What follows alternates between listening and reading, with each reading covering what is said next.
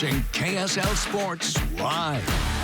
We jump right back into the NFL, the NFC North. Lions and Bears, third quarter, game tied at 13. Justin Fields lets it fly. DJ Moore is there. Bears take the 19-13 lead. Then a costly turnover by the Lions. Jared Goff can't handle the snap. It's recovered by the Bears, and Fields would put the game away. An 11-yard touchdown run. The Lions have now lost 2 of their last 3. Bears are now 5-8. I'm not buying the Lions. Broncos and Chargers trying to stay in the AFC playoff picture. Only one would after Sunday. This was a devastating blow for the Chargers.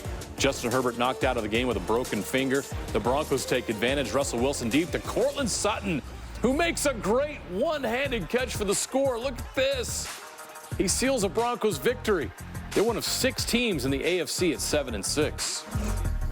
All right, now to college hoops.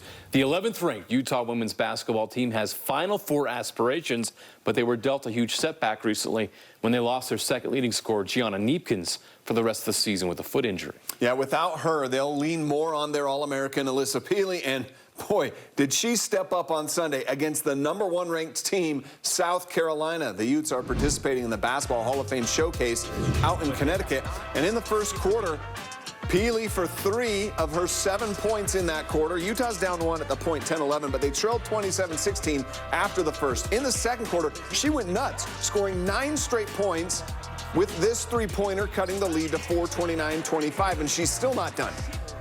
How about this?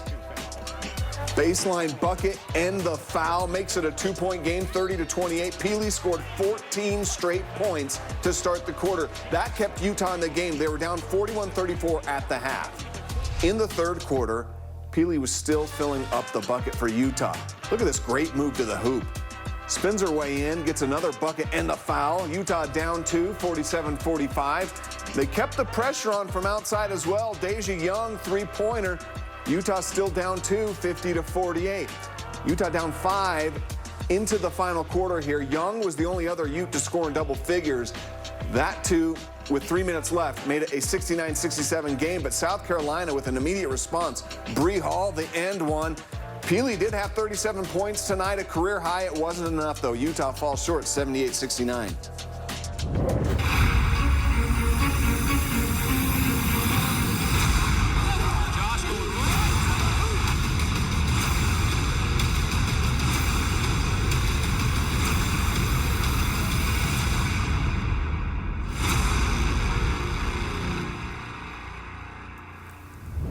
The history. It had been 6 years since the Utah Running Utes played in front of a sellout crowd.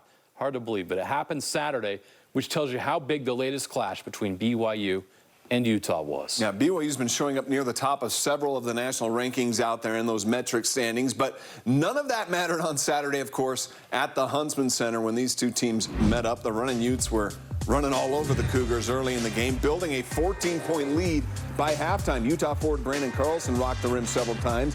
Gabe Madsen was burning down the nets from three-point range. He made 5 of them, led the Utes in scoring with 17. But despite shooting just 36% from the field and 23% from 3, BYU had a chance in the final seconds to tie or win, but the play fell apart, and the Cougars lose their first of the season. Again, it's coming from want. It's coming from so much want and so much care. And we just got to dial that back a little bit so that we can be us in this environment. The really nice thing for us here is we're going to be in this environment 20 times the rest of the season. Saturday was quite a night for Utah senior Brandon Carlson. He almost missed this rivalry game because of an injury, but there was no way he was missing this. Carlson grew up a BYU fan, had 15 points and 8 rebounds in his last game against the Cougars, ending a 3-game losing streak to BYU. Growing up in Utah, watching this rivalry game, I grew up a BYU fan. Came here, so it's and so it was great. The players know, everybody knows. I mean, how important it was to him, and now you're gonna get me emotional here. I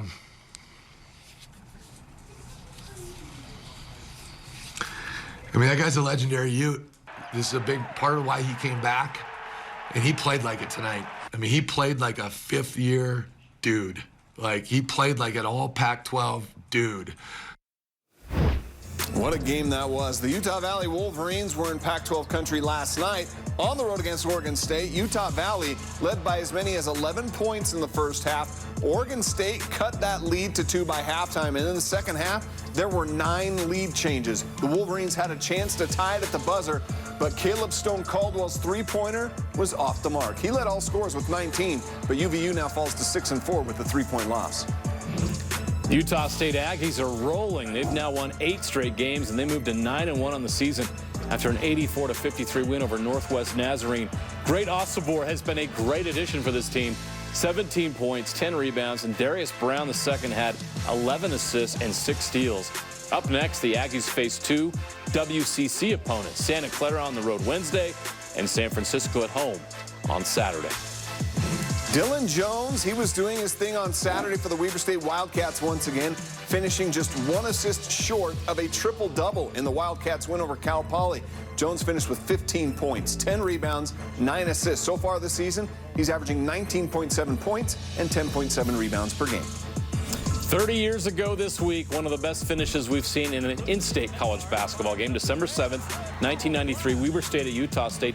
Down 2 with 2.8 seconds left. Weber State has one last chance against the Aggies. Ball, the referee, good! Weber State wins the game! Wow, Jimmy DeGraff and Reed calls ball game from the logo. The Wildcats defeat the Aggies 87-86. What a shot. All right, rebuilding in the NBA isn't very fun. Trusting the process isn't easy. The pain of losing often is really hard. As Jazz fans, you're feeling all that right now as the team has struggled to a 7-15 record. The Jazz have lost 4 of 5 and 8 of the last 11. This week was especially painful.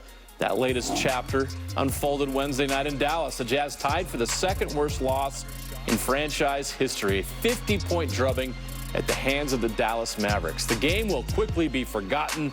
Will Hardy's colorful post-game comments will be remembered for years to come.